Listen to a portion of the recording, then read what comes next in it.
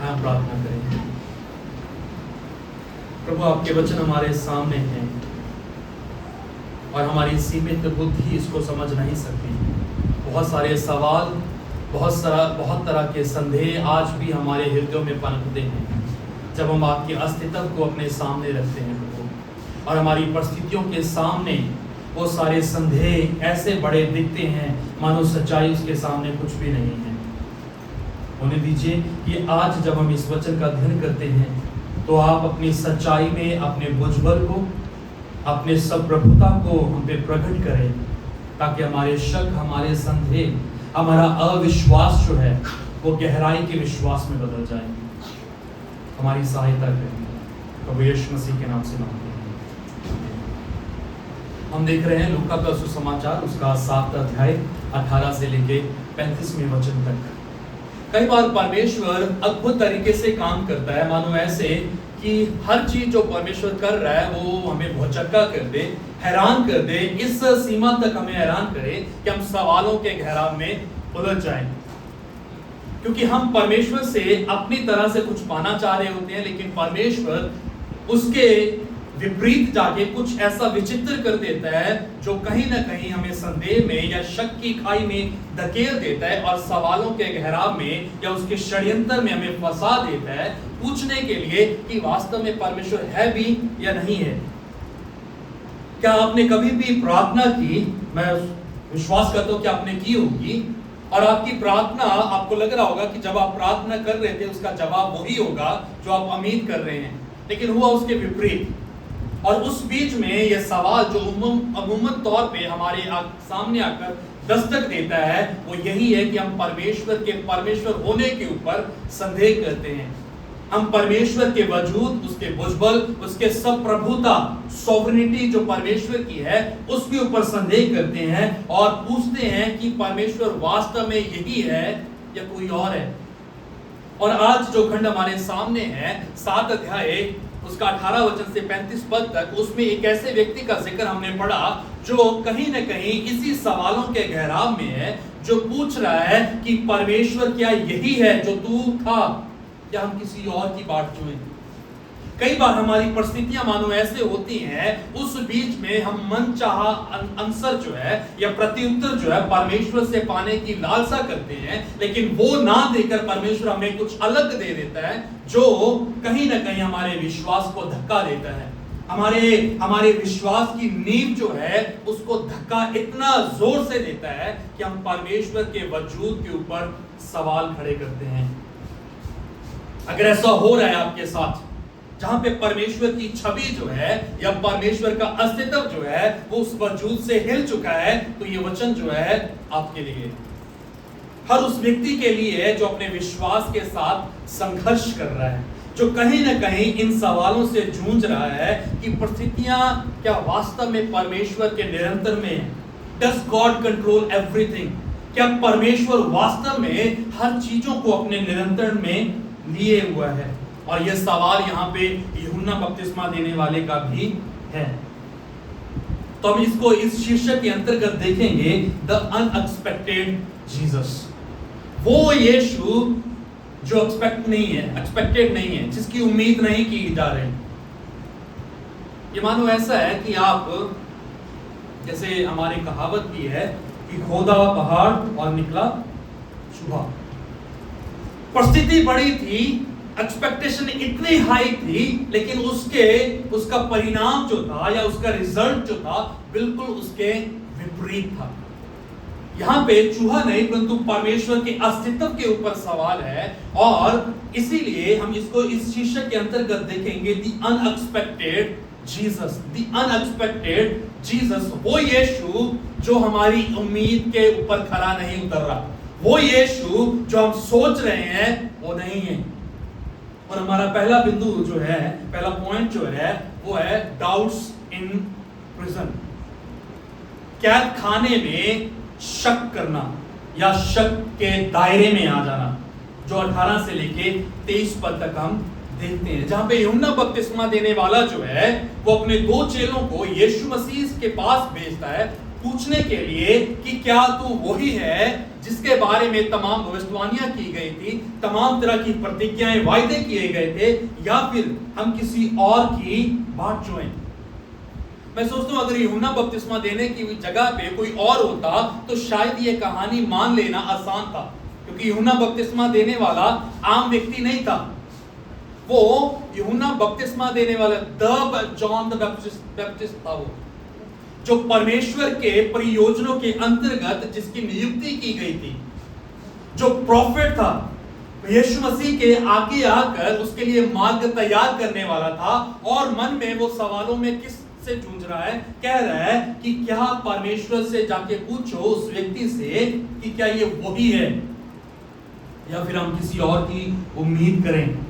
एक भविष्यवक्ता होके जो परमेश्वर और लोगों के बीच में बिचौलिया है, मीडिएटर है, और वो कहता है कि क्या ये वही है जिसकी हम बात जो रहे थे। और कहीं ना कहीं हमें ऐसा लगता है कि उसका विश्वास जो है कम हो गया, कहीं ना कहीं उसका विश्वास की जो नींवें थी, बुनियाद थी, वो टूट चुकी, इसीलिए वो शक कर रहा भी। शक करना गलत नहीं है। एक इंग्लिश में कोट आती है जो परमेश्वर की किसी जन ने कहा है, I doubt a person who does not doubt. मुझे शक होता है उस हर व्यक्ति के ऊपर जो शक नहीं करता। हर कोई शक करता है, हर कोई शक करता है। और यूहन्ना बपतिस्मा देने वाला शक कर रहा है कि परमेश्वर वास्तव में भी वही है, क्योंकि हम जब परमेश्वर के सब रूप या उसकी सब प्रभुता को जांचते हैं, उसके भुजबल की सीमाएं निर्धारित करते हैं, तो हमारे सामने एक आकार है जिसके दायरे में मैं परमेश्वर को फिट करने का प्रयास करता हूं। मेरी अपनी कल्पनाएं हैं परमेश्वर को लेके कि परमेश्वर ऐसा है, परमेश्वर ऐसा है, परमेश्वर वैसा है, और उसी आकार में मैं यीशु को फिट कर देता हूं। और कहीं ना कहीं जब हमारी मुलाकात यीशु के साथ होती है तो हम इसी सवाल को पूछते हैं यीशु से, यीशु हमने तो ये सोचा था कि तू ये है, कि तू तो ये है। इसीलिए जब यीशु मसीह पुनरुत्थान के पश्चात अपने चेलों के सामने गया, दरवाजे पे जाके खड़ा हुआ, तो क्या कहा गया? ये यीशु नहीं परंतु कौन है? भूत है। और मैं सोचता हूं कि यदि हमारा सामना उस सच्चे परमेश्वर के साथ हो जो हमारी कल्पनाएं, हमारे दायरे, हमारी समझ से परे है, तो मुझे लगता है कि हम उस पर शक करेंगे। क्यों? क्योंकि हमारी सीमाएं जो हैं मसीह को समझने की, वो निर्धारित हैं, वो सीमित हैं। इतना ही आकार मेरा परमेश्वर के बारे में है, मैं उससे बढ़कर यीशु को जानता ही नहीं। यूहन्ना बपतिस्मा देने वाला शक कर रहा था, लेकिन अविश्वासी नहीं था।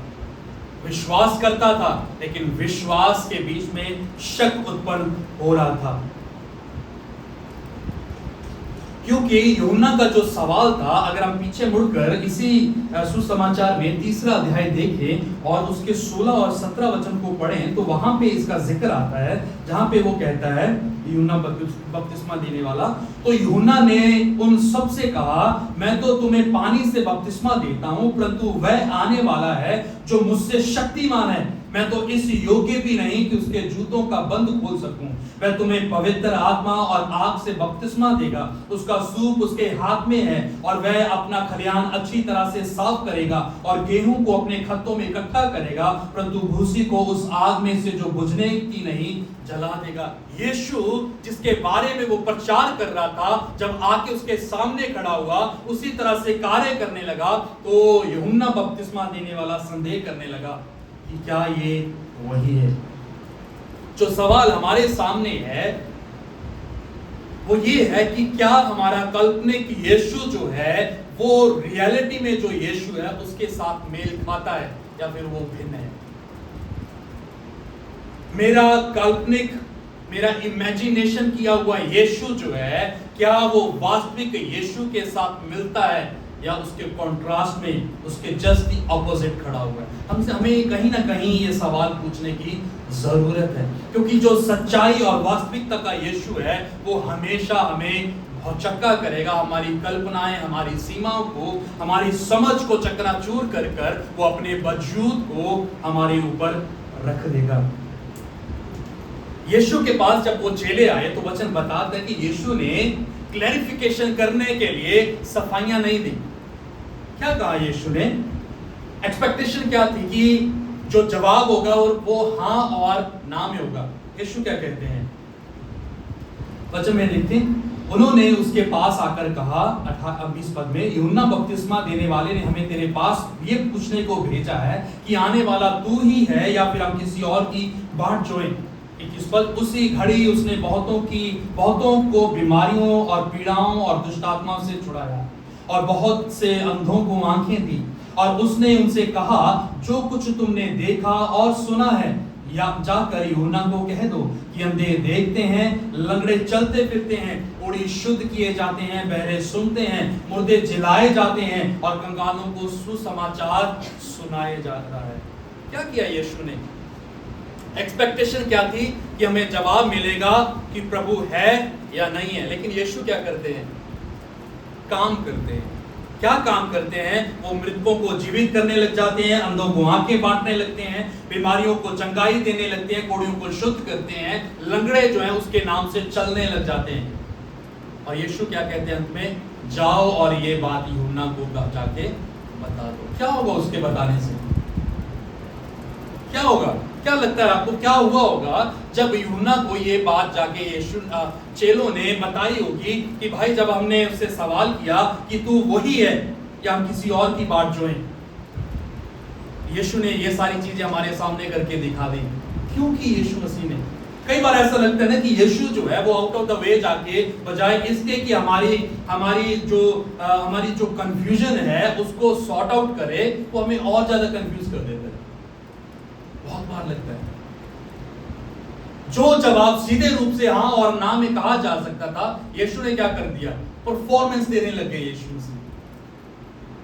क्यों कर रहा था यीशु मसीह? क्योंकि यूहन्ना बपतिस्मा देने वाला जो है, जो व्यवस्था को जानता था, अर्थात जो भविष्यवाणियों की पुस्तकें थी यशायाह नबी के बारे में, वो जानता था जो इस बारे में भविष्यवाणी करके बैठा था यशायाह की पुस्तक उसके 35 और 61 अध्याय में कि एक आएगा परमेश्वर का चुनिंदा जो क्या करेगा? जो बांधे हुए हैं उनको वो आजाद करेगा, जो सताए जा रहे हैं उन्हें वो बचाएगा, वो अंधों को आंखें देगा, लंगड़ों को चलाएगा और मृतकों को जाके जीवित करेगा। और ये सुनते यूहन्ना ने क्या कहा होगा?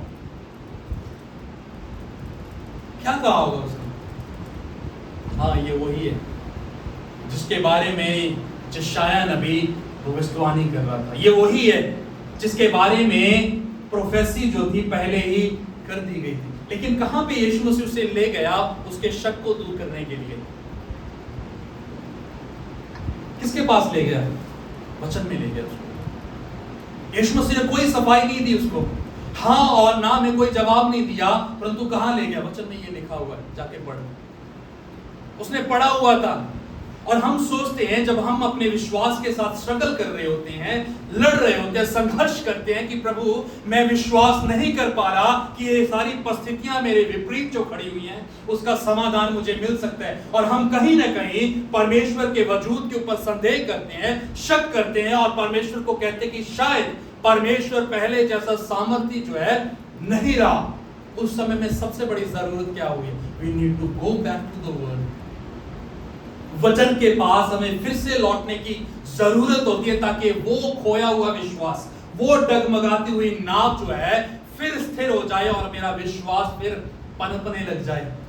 और इसीलिए आप जब भजनों की पुस्तक पढ़ेंगे, भजनकार जो परमेश्वर के सामने लड़ रहे हैं और इतना क्रोध जता रहे हैं अपनी सच्चाई को देख के, अपनी परिस्थितियों का सामना करते हुए, उसका उदाहरण जब हम देखते हैं 77 भजन अगर आप पढ़ेंगे, वहां पे भजनकार लिखता है कि प्रभु जब मैं तुझे याद करता हूं बजाय इसके कि मैं खुश होता, मैं क्या हो जाता हूं? मैं मूर्छित हो जाता हूं।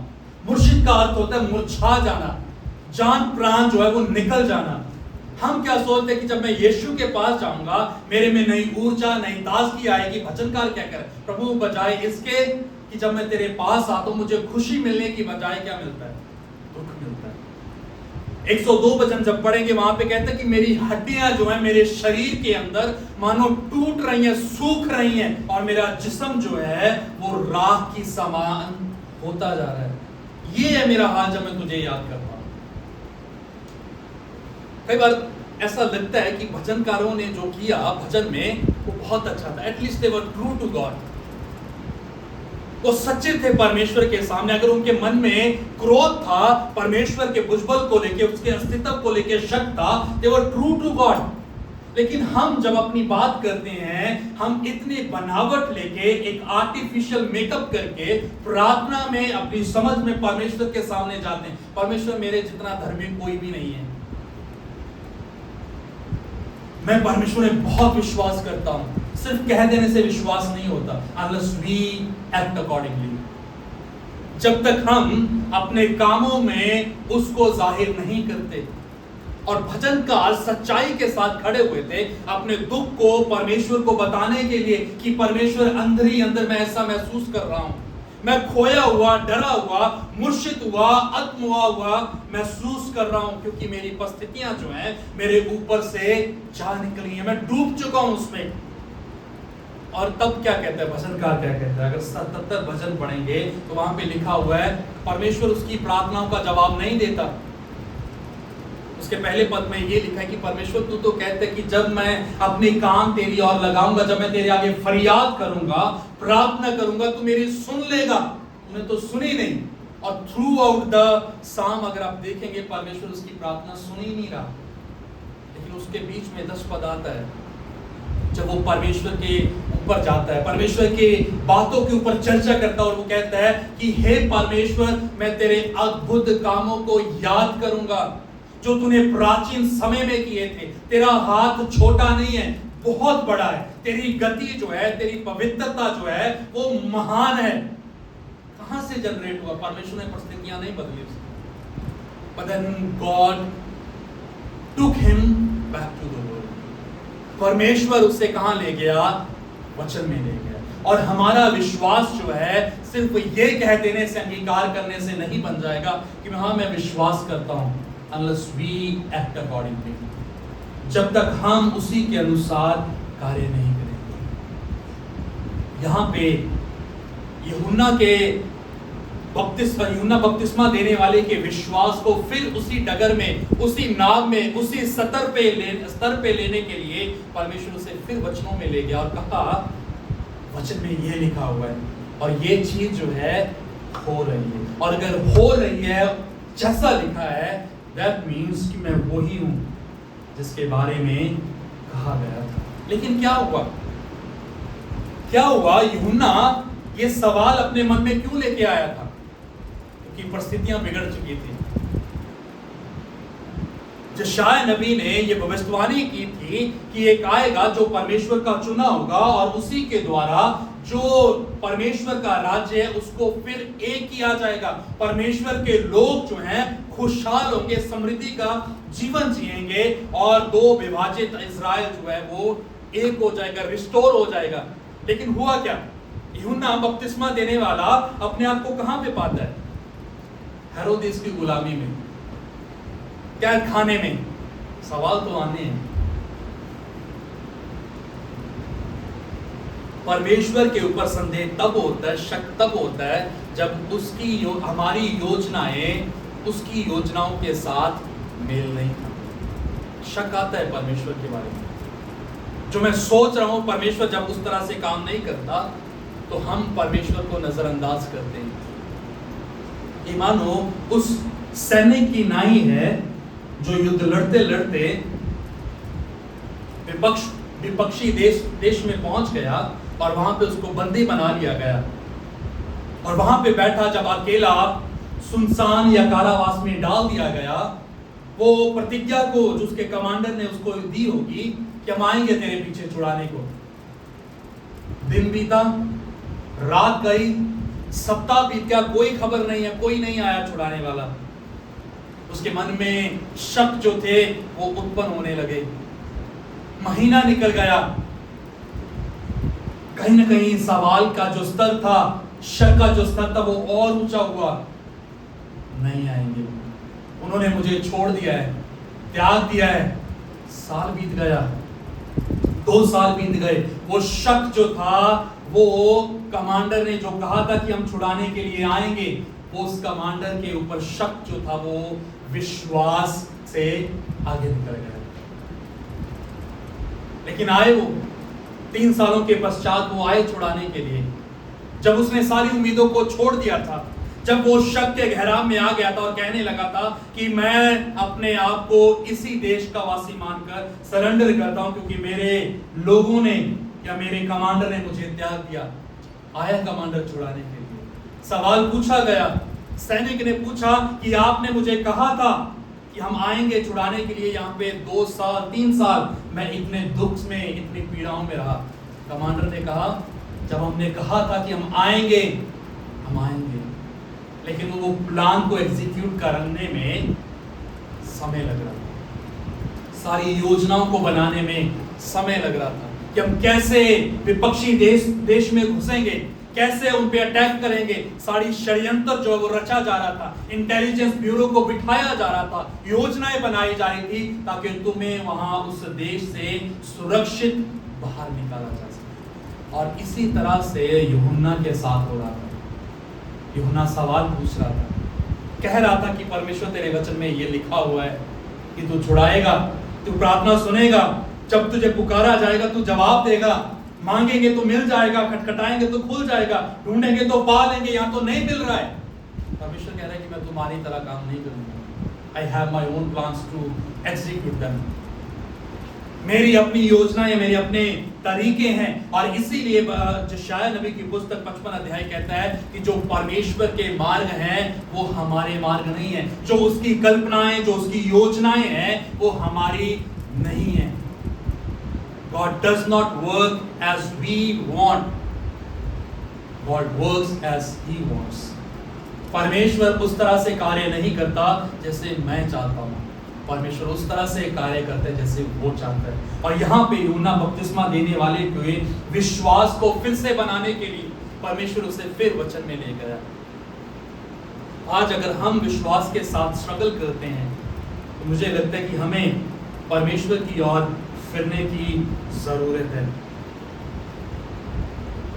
जरूरत है हमें। और कहीं ना कहीं जो वास्तविक परमेश्वर है उससे मिलने की जरूरत है। और इसीलिए जरूरी है कि जब हम संघर्ष करें, संदेह करें परमेश्वर के अस्तित्व में, जरूरी है कि हम परमेश्वर की ओर भागें, ना कि उससे भागें। जब हम परमेश्वर की तरफ जाएंगे तो हमारा शक जो है, हमारा संदेह जो है वो विश्वास में बदलेगा। लेकिन जब हम परमेश्वर से दूर भागेंगे तो वही हमारा शक जो है वो मजबूत होता जाएगा। इसीलिए जरूरी है कि हम ईमानदारी में परमेश्वर के सामने उसकी ओर लौटे। दूसरा बिंदु जो हम देखते हैं यहाँ पे कि परमेश्वर का जो राज्य है वो बहुत महान है। ग्रेटनेस इन गॉड्स किंगडम, जो हम 24 से लेके 28 पद तक देखते हैं। ग्रेटनेस इन गॉड्स किंगडम, जो परमेश्वर के राज्य की जो महानता है वो बहुत बड़ी है। और जैसे ही यहाँ पे हम 24 पद में देखते हैं कि जब चेले चले गए यूहन्ना बपतिस्मा देने वाले को वो सब कुछ बताने के लिए, कहने के लिए जो यीशु कर रहे थे, तो उसके पश्चात होता क्या है? यीशु सवाल करते हैं। 24 पद कहते हैं कि जब यूहन्ना के भेजे हुए लोग चले गए तो यीशु यूहन्ना के विषय में लोगों से कहने लगा, तुम जंगल में क्या देखने गए थे? जंगल में कौन था? यूहन्ना बपतिस्मा देने वाला, जहां पे वो प्रचार करता था। क्या देखने गए थे तुम लोग? क्या हवा से हिलते हुए सरकंडों को? तो फिर तुम क्या देखने गए थे? क्या कोमल वस्त्र पहने हुए मनुष्य को? देखो, जो भड़कीला वस्त्र पहनते और सुख विलास से रहते हैं वे राजभवनों में रहते हैं। तो फिर क्या देखने गए थे? क्या किसी भविष्यवक्ता को? हाँ, मैं तुमसे कहता हूं, वरन भविष्यवक्ता से भी बड़े को। ये वही है जिसके विषय में लिखा है कि वो मेरा मार्ग जो है, मैं अपने दूत को भेजता हूं जो मेरे मार्ग को तैयार करने के लिए चाहता है। यानी कि परमेश्वर जो है यूहन्ना बपतिस्मा देने वाले के शक के ऊपर क्रोधित नहीं हो रहा है। कई बार होता है ना कि जो हमारा बेस्ट स्टूडेंट होता है और जब वो उस तरह से परफॉर्म ना करे तो क्या होता है? गुस्सा आता है कि इससे बहुत ज्यादा एक्सपेक्टेशन थी, इसी ने मुझे डूब दिया। यूहन्ना बपतिस्मा देने वाला कोई आम व्यक्ति नहीं था, वो फोरनर था, यीशु मसीह के आगे आगे चलने वाला व्यक्ति जो मार्ग तैयार कर रहा था और भेजा गया था, जिसके बारे में मलाकी ने भविष्यवाणी की थी। 3 अध्याय उसके पहले वचन में कहा था कि एक आता है जो जंगल में मार्ग को तैयार करेगा। यीशु ने क्या किया? यूहन्ना बपतिस्मा देने वाले के विश्वास को और उसके शक करने की सच्चाई को उभारा कि देखो, जो तुम देखने गए थे वो सरकंडे नहीं थे,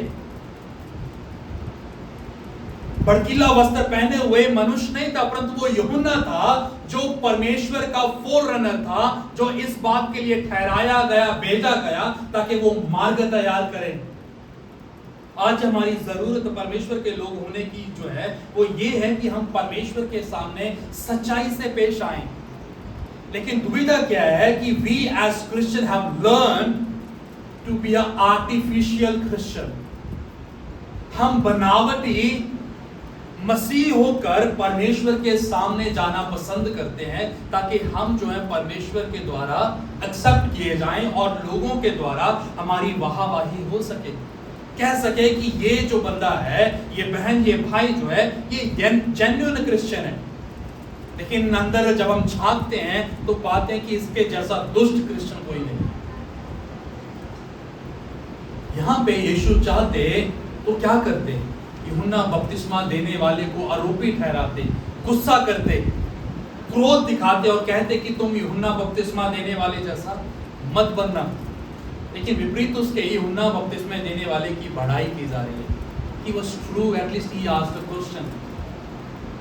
कई बार जब हम वचन पढ़ते हैं, थोमे की जब बात आती है, कोई थोमा नहीं बनना चाहता। क्यों नहीं बनना चाहता? क्योंकि भाई वो तो आत्मिक नहीं था, वो शक्की था, शक करता था वो, और उसी के शक करने के द्वारा या उसी के सवाल करने के द्वारा जो है हमारे लोग, हम जैसे लोगों का उद्धार हो गया, फंस हो गए। उसने कहा कि जब तक मैं देखूंगा नहीं, उसके जख्मों में उंगली डाल के मैं विश्वास नहीं करूंगा। हम भी तो वही करते हैं ना, प्रभु जब तक तू ये चीज मेरे लिए नहीं करेगा, मैं नहीं मानूंगा कि तू वास्तव में परमेश्वर ये करके दिखा। हमारे पंजाब में तो और भी ज्यादा प्रचलित है ये चीज, जहां पे हम मन्नतें मांगते हैं, परमेश्वर ये कर देगा मैं एक उपवास रखूंगा, ये कर देगा मैं चर्च में पंखा लगा दूंगा। ये करते हैं हम लोग, परमेश्वर के साथ सौदेबाजियां करते हैं। तो मैंने क्या किया? जब तक मैं देखूंगा नहीं मैं मानूंगा नहीं, मुझे तो चाहिए। यीशु मसीह ने कहा धन्य है वो जो बिन देखे विश्वास करेंगे। और हम सोचते कि हम धन्य, हमने बिन देखे विश्वास कर लिया। हमारे लिए हम यीशु को रोज कुर्सी पे बिठा के पूछते भाई ये करके दिखा फिर मानेंगे हम। तो हमारा विश्वास जो है वो ये नहीं है कि हम बिन देखे विश्वास करें। ठीक है, यीशु मसीह को हम नहीं देख रहे, लेकिन जब तक यीशु मसीह साबित भी नहीं करता तब भी हम विश्वास नहीं कर रहे हो। हम जब साबित करते हैं तभी विश्वास करते हैं। कहने को कुछ ही कही जाए, हम सोचते कि थोमा जो है वो पापी मनुष्य था, लेकिन उसके पीछे जो है 11 चेले छिपे हुए थे। 11 चेले वो भी इसी सवाल से लड़ रहे थे कि भाई कैसे माने कि यही यीशु है। ये तो हाथ थोमा का खड़ा हो गया, जब तक मैं उंगलियां डाल के ना देखी। At least he was true, he was true to God. और हमें जो परमेश्वर की महानता, उसके राज्य में जो है परमेश्वर की सबसे बड़ी एक्सपेक्टेशन हमसे जो है वो ये है कि हम जो उसके लोग हैं उसके प्रति सच्चे हों, झूठे ना हो। क्यों? क्योंकि हम देखते हैं, अगर आप 30 पद पढ़ेंगे तो वहां पे लिखा हुआ है, परंतु फरीसियों और व्यवस्था के सिखाने वालों ने उससे बपतिस्मा लेकर क्या किया? परमेश्वर के अभिप्राय को अपने विषय में ढाल दिया। हम परमेश्वर की जो महानता है, बजाय इसके कि उसके अनुसार अपने जीवन को जिए, हम झूठेपन का जीवन जीते हैं। हम परमेश्वर को मोमेंटरी परमेश्वर बना के उसका अनुभव करते हैं और कहते हैं कि यदि परमेश्वर ये कर देगा तो फिर सब कुछ सही हो जाएगा। अगर परमेश्वर थोड़ा सा ये हेल्प कर देगा तो सब कुछ सही आ जाएगा, फिर से सारी चीजें अपने अपने मुकाम पर लौट जाएंगी। नहीं लौटेंगी। नहीं लौटेंगे। जरूरी है कि हम जो हैं, वास्तविक जो हैं, उसी तरह से परमेश्वर के सामने हम अपने आप को पेश करें। और यहाँ पे परमेश्वर जो है यूहन्ना बपतिस्मा देने वाले की महानता जो है उसको डिफेंड करता है। It's okay to ask a question, it's okay to get angry with God. सही है परमेश्वर के ऊपर क्रोधित हो जाना, कभी हुए हो? अगर नहीं हुए तो होकर देखना बड़ा आनंद आता है। परमेश्वर बुरा नहीं मानता, उससे क्या हो, हमारा सच सामने आता है कि हमारे अंदर क्या है। नहीं तो भजन क्या होने, तो भजनों में भजनकारों के द्वारा उनके हृदय की बातें कभी भी छिपी ना होती, पन्नों पे कभी नहीं उतारता। दाऊद जब कह रहा था ये चीजें कभी भी नहीं उतारता। हमारी प्रार्थना में क्या होता है, हमारी प्रार्थना बड़ी सजी हुई होती है, उसमें एक वर्ड भी ऐसा नहीं होता जिससे ये महसूस हो जाए सुनने वालों को और यीशु को लगे कि भाई ये मेरे विरोध में जा रहा है। बहुत आर्टिफिशियल हमारी प्रार्थना होती है, और जो शब्दों के साथ खेलते हैं वो तो और भी अच्छे से फिर होते हैं, बड़े बड़े भारी भरकम वाले शब्द लेके आते हैं। लेकिन क्या होता है, सिर्फ आर्टिफिशियलिटी होती है, बनावटी चीजें होती हैं, सच से दूर है। परमेश्वर कहते हैं यूहन्ना बपतिस्मा देने वाले को डिफेंड करते हुए कि जब तुम जंगल में गए थे तो वहां पे मनुष्य को देखने नहीं गए थे, तुम सरकंडों को झूलते हुए देखने नहीं गए थे, तुम वहां पे परमेश्वर के उस दास को देखने गए थे जो मार्ग तैयार करने के लिए भेजा है। अभी वो बंदीगृह में बंद है, शक कर रहा है, लेकिन वो विश्वास से पलटा हुआ नहीं है। यदि हम आज परमेश्वर के ऊपर शक करते हैं तो वो बुरी बात नहीं है, लेकिन उसके बीच में जो जरूरी चीज है वो ये है कि हम फिर से परमेश्वर की ओर फिरें, ताकि हमारा विश्वास फिर वहां पे लौट आए। तीसरी चीज जो हम देखते हैं, the resistance of the religious. जो धर्मी लोग थे, कैसे उन्होंने विरोध किया। 29 से 35 पद तक जब ये सारी चीजें हो रही थी, 29 पद क्या कहते हैं, सब साधारण लोगों ने सुनकर चुंगी लेने वालों ने भी यूहन्ना का बपतिस्मा लिया, लेकिन सो कॉल्ड रिलीजियस पीपल जो थे, लोग थे, उन्होंने इस चीज को टाल दिया। 31 वचन, मैं इस युग के लोगों की उपमा किससे दूं कि वह किसके समान है? वह उन बालकों के समान है जो बाजार में बैठे हुए एक दूसरे से पुकार कर कहते हैं, हमने तुम्हारे लिए बांसुरी बजाई, तुम ना नाचे, हम विलाप करने आए, तुम ना रोए। उसके समान है। कौन? धर्मी लोग। क्या करते थे धर्मी लोग? फरीसी लोग या व्यवस्था के सिखाने वाले शास्त्री लोग जो थे, वो क्या करते थे? मत्ती की भाषा में अगर हम कहें तो वो चौराहों में खड़े होके जोर जोर से प्रार्थना करने लगते थे, ताकि लोगों के द्वारा सुने जा सके। क्या आपके साथ कभी ऐसा हुआ कि आप कोई आया और आप तुरंत कुछ और कर रहे थे और आप बाइबल खोल के बैठ गए, ताकि पता चले जी मैं तो बाइबल पढ़ रहा था। कोई आया हो और आप झट से प्रार्थना करने बैठ गए, आंखें बंद करके बैठ गए हो, इस बात को दिखाने की मैं तो प्रार्थना कर रहा था, मैं कुछ और नहीं कर रहा था। हमारे परिवार में होते हैं ना, जिनके बच्चे हैं वो समझ में इस बात को। अचानक से जब पिता या माँ उनके सामने आ जाती है तो वो जो कर रहे थे वो छोड़कर कुछ और करने लग जाते हैं। और यही प्रिंसिपल जो है कहीं ना कहीं परमेश्वर के साथ भी है, परमेश्वर के साथ भी है। और यीशु कहते हैं कि मैं इन जैसों की तुलना जो है किससे करूं, जो झूठे जीवन को जी रहे हैं, जो अपने आप को मसीह का होने का दावा करते हैं, लेकिन उनके काम जो हैं वो मसीह के विरोधियों जैसे हैं। मैं इनकी तुलना किससे करूं? कैसे कहूं कि ये कौन है? जो अपने आप को बोलते हैं कि मैं नया जन्म पाया हूं, मैं यीशु मसीह के द्वारा उद्धार पाया हूं, लेकिन जब उनके जीवन को तराशा जाता है, देखा जाता है, निरीक्षण किया जाता है, तो पाया जाता है कि ये दुष्टता से भरे हुए लोग हैं। ये वो जाति है जो पाप में बह गई है। ये सिर्फ लोगों को भरमाने के लिए, लोगों को देखने के लिए, लोगों को लुभाने के लिए चीजें कर रहे हैं। 33 पद, क्योंकि यूहन्ना बपतिस्मा देने वाला ना रोटी खाता था ना दाखरस पीता था, और तुम कहते हो उसमें दुष्ट आत्मा है। मनुष्य का पुत्र खाता पीता आया है और तुम कहते हो देखो पेटू और पियक्कड़, मनुष्य चुंगी लेने वालों और पापियों के साथ संगति करता, ये उसका मित्र है। क्या कहना चाह रहे थे यीशु? कि जो तुम पर सवाल उठाए जा रहे हैं उनके सवालों को कभी भी शांत जो है नहीं किया जाएगा। हमेशा आपके विरोधी एक तरफा खड़े ही रहेंगे।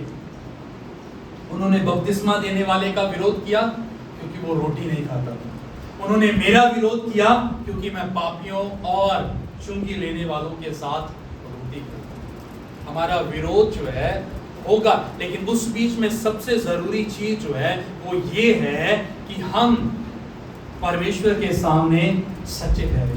एक चीज जो मैं विश्वास करता हूं, मैं अक्सर इस बात को लेकर चलता हूं, no matter what people think about us, ये मायने नहीं रखता कि लोग मेरे बारे में, हमारे बारे में क्या सोचते हैं, अच्छा सोचते हैं, बुरा सोचते हैं, लेकिन परमेश्वर क्या सोच रहा है वो मायने रखता है। क्योंकि मेरा न्याय जो है वो लोग नहीं परंतु परमेश्वर करेगा। अगर परमेश्वर को देखकर मेरी नजरें जो है झुक जाती हैं, दैट मींस कि I have done wrong, not only against God but also against his people.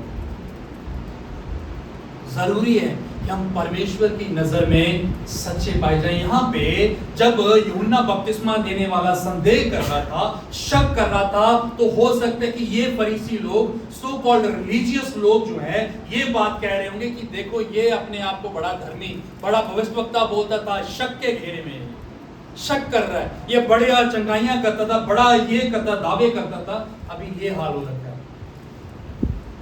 If you are doubting God today, let me tell you, you are in a good place. आप एक अच्छी जगह पे हो अगर आप शक कर रहे हो, और वो जगह है जहाँ पे परमेश्वर अपने आप को आपके ऊपर प्रकट करने के लिए तैयार खड़ा हो। लेकिन उस बीच में जो कंडीशन है वो ये है, you need to turn to God. आपको परमेश्वर की ओर फिरना पड़ेगा। और जब परिस्थितियां हमारे विपरीत होती हैं, जब संदेह होता है, तो कभी भी इस बात को ना जाने कि परमेश्वर बदल गया है। परमेश्वर का जो स्तर है उसकी सब प्रभुता जो है वो बिखर गई है। इस बात के ऊपर ध्यान दें कि उसकी योजनाएं जो है वो मेरी योजनाओं में फिट नहीं होंगी। कई बार होता है ना, हमारे पास 2 किलो का थैला होता है और हम उसमें 5 किलो का सामान डालने के लिए कोशिश करते हैं, और जब करते तो क्या होता है, फट जाता है। और कहीं ना कहीं हमें अपने दायरे को परमेश्वर को फिट करने के लिए उस दायरे को बढ़ाना पड़ेगा कि परमेश्वर जो है वो इतना सा नहीं है, वो विशाल है, इमेंस है, वो उसकी सीमाएं नहीं है। और जब हम उसके पीछे जाएंगे, उसको जानेंगे, तब हमारे संदेह, हमारे डाउट्स जो हैं वो क्लियर हो जाएंगे। किसी परमेश्वर के दास ने कहा है कि when I cannot understand my father's plan, I will not question his love. जब मैं परमेश्वर अपने पिता की योजनाओं को समझूंगा नहीं या समझ नहीं पा रहा, तो कभी भी मैं उसके प्रेम के ऊपर शक नहीं करूंगा। उसका प्रेम नहीं बदला है, लेकिन उसके काम करने का तरीका जो है वो बदला। कई बार परमेश्वर जो है या हमारे अपने शारीरिक पिता माता जो है वो कुछ अलग तरह से चीजों को करते हैं हमें समझाने के लिए, प्यार से और कई बार डंडे से, ताकि हम सही चीज को सही तरीके से कर सकें, ताकि हमारा जीवन जो उस विश्वास के मार्ग से भटक गया है वो फिर से उस ट्रैक पर लौट आए। और यही चीज यूहन्ना बपतिस्मा देने वाले के साथ हो रही थी। परमेश्वर उसको नकार नहीं रहा था, परंतु उसके विश्वास को फिर से बढ़ा रहा था, उसके विश्वास को उस तरह से साबित कर रहा था कि you are in different circumstances but your faith has not moved. विश्वास नहीं बदला है। कई बार होता है ना कि दिन में काले बादल छा जाते हैं, उसका अर्थ जो है वो ये नहीं होता कि रात हो गई है। दिन में काले बादल जब छाते हैं उसका अर्थ ये नहीं होगा कि रात हो गई है। वो हटेंगे 1 घंटे बाद, 2 घंटे बाद, 3 घंटे बाद, 4 घंटे बाद, there will be a clear cloud again, फिर से स्पष्ट बादल जो है आ जाएगा। हमारा जीवन जो है उसी तरह से अगर हम हमारे जीवन में शक हमारी परिस्थितियों के द्वारा परमेश्वर के भुजबल उसकी स्वप्रभुता के ऊपर आ रहा है, remember they are for a moment, वो कुछ पल के लिए हैं। And those heavy cloud of darkness, बादल जो अंधकार के गहरे बादल हैं वो बहुत जल्दी हट जाएंगे। लेकिन उसके लिए सबसे करना जरूरी जो है, जो परमेश्वर ने किया, क्या करना पड़ेगा? We need to go back to the word. हमें फिर से परमेश्वर की वचन की ओर लौटना पड़ेगा। जैसे रोमियो में पौलुस कहता है कि सुनना जो है, विश्वास जो है वो सुनने से आता है, और सुनना जो है वो परमेश्वर के वचन से आता है। जब हम परमेश्वर के वचन को सुनेंगे तब हमारे अंदर जो है विश्वास उत्पन्न होगा। तो वो हमें लीड करता है दूसरे सवाल की ओर कि हम अपने शक के दायरों में, अपनी शक की परिस्थितियों में किसको सुन रहे हैं, किसको सुन रहे हैं। यहाँ पे बहुत अद्भुत बात है कि जब यूहन्ना बपतिस्मा देने वाले के मन में शक आया तो किसकी सुनने गया वो? उसने इधर उधर जाके लोगों से नहीं पूछा, छानबीन नहीं की कि तुम बताओ यार ये बंदा जो है ये चीजें कर रहा है, ये वही तो नहीं है, तुम बताओ, तुम पढ़े लिखे लग रहे हो, तुम समस्या का समाधान करो, तुम बताओ। नहीं, यूहन्ना बपतिस्मा देने वाला किसके पास पहुंच गया? सीधा यीशु। हम जब समस्या में होते हैं हम इधर उधर भागते हैं, छानबीन करते हैं, सुझाव ढूंढते हैं और हम परमेश्वर को पीछे छोड़ रहे हैं। यूहन्ना बपतिस्मा देने वाले की सराहना परमेश्वर इसीलिए कर रहा था कि when he was in doubt, he didn't turn away from God, rather he ran to God. जब वो दुविधा में था, शक में था, तो वो परमेश्वर से भागा नहीं लोगों के पास, परंतु परमेश्वर की ओर भागा ताकि उसकी समस्या का समाधान हो जाए। अब किसकी आवाज सुन रहे हो? और आप जिसकी आवाजें सुनोगे आप वैसे बन जाओगे। हम जिसको सुनेंगे, जिसके साथ, जिसकी संगति में रहेंगे, हम वैसे बन जाएंगे और हमें पता भी नहीं लगेगा हम कैसे उसके रंग में रंग गए, कैसे हमारी भाषा, हमारे शब्द जो हैं, कैसे उस पे उन लोगों की रंगत जो है चढ़ गई, हमें पता नहीं चलेगा। अब देखेंगे इस्राएली लोग जब मिस्र में थे, किसके लोग थे? वो परमेश्वर के लोग थे, लेकिन रंग किसका चढ़ा हुआ था उनको? मिस्र का रंग चढ़ा हुआ, क्योंकि वो मिस्र की संगति में थे। इज़राइल मिस्र से बाहर आ गया, जंगल में थे वो, लेकिन मिस्र उनके जीवन से बाहर नहीं आ पाया। हम बहुत बार इसी तरह से अपने जीवन को जीते हैं। हम परमेश्वर के पीछे चलने का दावा कर रहे होते, लेकिन संसार जो है कहीं ना कहीं हमारे अंदर इतना गंभीर, इतना गहराई में जाके उतर चुका होता है कि उसकी रंगत में हम रंगे हुए। इसलिए जरूरी है अपने आप से ये सवालों को करना, क्या मैं शक कर रहा हूं? और जब मैं शक कर रहा हूं परमेश्वर के ऊपर अपनी परिस्थितियों के चलते हुए, तो मैं सुन किसकी रहा हूं? कौन मुझे सलाह दे रहा है? कौन मुझे परमेश्वर के पे विश्वास करने को बोल रहा है? और कौन है मुझे जो मेरी परिस्थितियों के ऊपर, मेरी समझ के ऊपर मुझे विश्वास करने के लिए बोल रहा है? जैसे भाई राजेंद्र ने आराधना में कोट किया था नीति वचन की, परमेश्वर चाहते हैं कि हम अपने संपूर्ण हृदय के साथ परमेश्वर के ऊपर विश्वास करें। हम अपनी समझ का सहारा ना लें, परंतु परमेश्वर को सब कुछ जानकर उसी के पीछे हो लें। और उसके आगे लिखा हुआ है कि परमेश्वर तब हमारे सारे मार्गों को क्या करेगा? सीधा करेगा। और उसके आगे लिखा है फिर हम अनुग्रह पाएंगे परमेश्वर की नजर में भी और लोगों की नजर में भी। बदन जो इसका थ्रस्ट है, जो इसकी नींव है, वो ये है कि we need to turn to God, we need to turn to God's word. हमें परमेश्वर की ओर फिरने की जरूरत है, हमें परमेश्वर के वचन की ओर फिरने की जरूरत है। कहने से विश्वास नहीं आएगा, लोगों की बातों से, लोगों के सलाह मशवरे से विश्वास नहीं आएगा, वचन से विश्वास है। अगर हम आज विश्वास के साथ लड़ रहे हैं, जो वास्तविक परमेश्वर है उसके साथ अगर हम मेल नहीं खा पा रहे, तो याद रखें कि हम जो हैं सच्चाई से बहुत दूर हैं। मेरी कल्पनाओं का परमेश्वर जो है वो वास्तविक परमेश्वर नहीं, वो काल्पनिक है। और काल्पनिक परमेश्वर जो है मुझे कुछ हद तक आराम देगा, तो जरूरी है कि जो सच्चा परमेश्वर है मैं उसकी ओर फिरूं, ताकि मैं उस संदेह और शक के दायरों से बाहर निकल सकूं, सच्चाई को जान सकूं और उस सच्चाई में बना रह सकूं। प्रार्थना करें। प्रभु जी हमारी सहायता कर, जैसे आपके वचन में जो प्रार्थना है, जो व्यक्ति कहता है कि प्रभु मैं विश्वास करता हूं, तो मेरे अविश्वास की सहायता कर। प्रभु हमारी परिस्थितियां बहुत बार हमारे सहने से परे होती हैं। प्रभु हमारी परिस्थितियां बहुत बार इतनी बदतर हो जाती हैं कि हम उसको जान ही नहीं पाते, हम उसको सह ही नहीं पाते, और प्रभु हम आपके ऊपर संदेह करने लग जाते हैं, हम आपके ऊपर शक करने लग जाते हैं। प्रभु होने दीजिए कि आप हमारे अविश्वास की सहायता करें, और होने दीजिए कि हमारे शक, हमारे संदेह को अपने वचन की बुनियादें दें, ताकि हमारा विश्वास आप में अटल हो, मजबूत हो। प्रभु जी सहायता करें, मसीह यीशु के नाम से।